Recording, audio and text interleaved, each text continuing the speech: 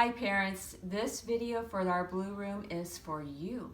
I was looking at our curriculum calendar of the suggested activities, and like I said before, there's a lot on here. Just pick one or two for the week, one or two for each day if you need something to do each day, and work on things at home with your kid, your child, your student. If you would like, you may certainly post that what you've done on Facebook, or send me an email with a picture. I enjoy and miss seeing your kids, so I would love to see that.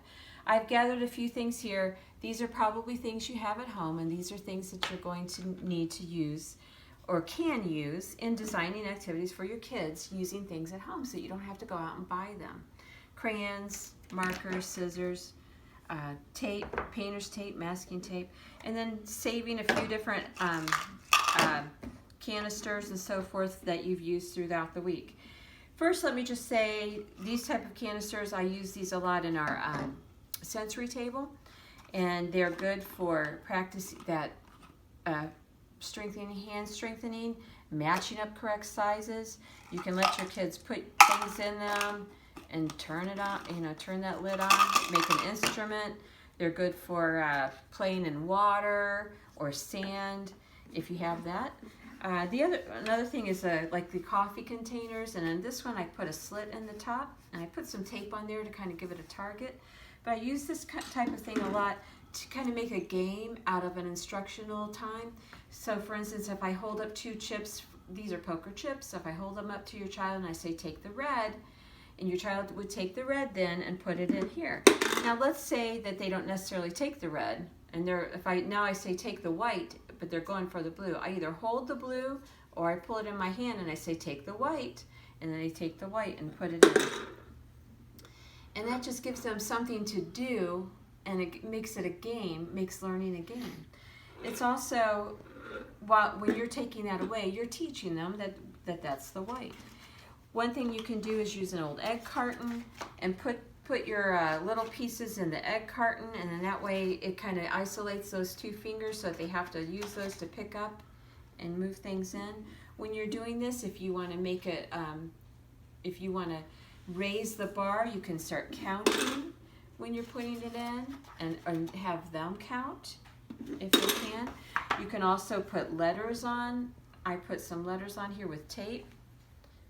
And you can have them say the letter before they put it in, or once again you can say take the B, and if they take the B, great, and if they don't take the B, pull that other one back and say take the B.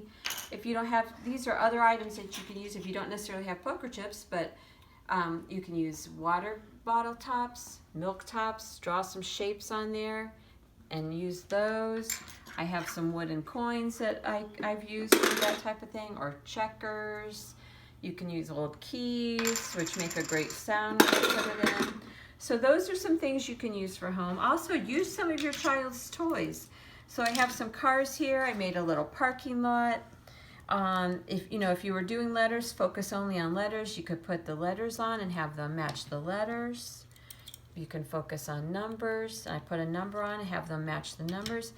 Or just have them match colors, so they have to find where the red truck goes here and the orange car goes here. We're parking them in their parking spots. Here I traced the car and so we could put that on and have them park their cars on the parking lot.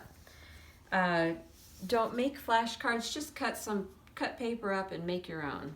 Here I have their name, so working on letters of your name. You could put numbers on there. You could put dots. If you one of the suggestions was to roll dice and to count the dots, but I find that a bigger one is a lot easier for a preschooler to use, to roll it. These are just two foam blocks I glued together, and just draw the dots on there. One of my favorite containers that I use a lot is the like Parmesan cheese container.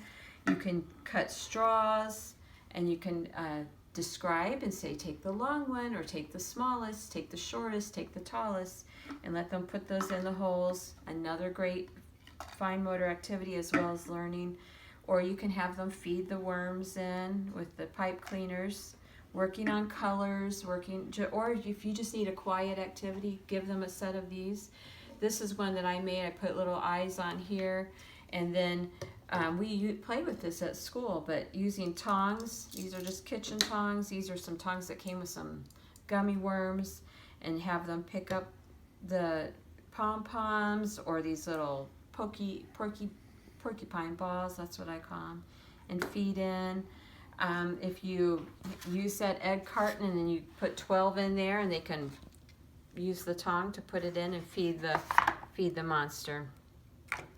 That's a great activity for the fine motor and hand-eye coordination, and incorporate learning in it too.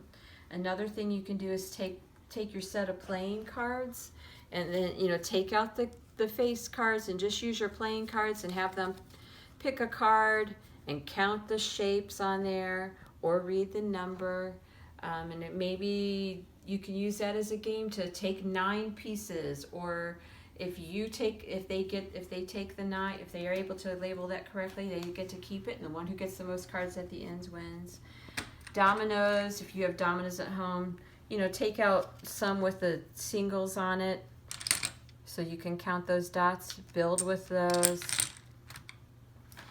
I use the big coffee container, cut a big circle in it, and then maybe take some blocks, colored blocks. And once again, you can do colors, like take the red, or you can have them, if they take a block, say what color is it. Another thing you could do is put the blocks at the end of a hallway or at the other side of the room, and you tell your child, go get the red, and let them run to the end of the hallway, get the red, run back and put it in. And then you can say, go get the blue, and run down and come back. And that's a good way just to burn off some energy and incorporate some of your learning activities with it. If you have clothespins, I've written the letters on the clothespins, upper and lowercase. And you can just use a hanger and then putting the clothespins in order. I have all of them here. But put them in order and work on letters and ordering the letters. And it's also just another great squeezing and placing that clothespin. One last thing, I know you probably also want to get your kids working at home and helping out, but take an old sock, draw a face on it, and say, here's your helping hand, and let them go through and dust the furniture and with their helping hand. So yeah, I think that's it. Use some of these activities this week. Send me an email with some pictures, and or post it on our Facebook private group, and that'd be great. I miss your kids. I miss being at work, and hope you have a great week. Thank you. Bye-bye.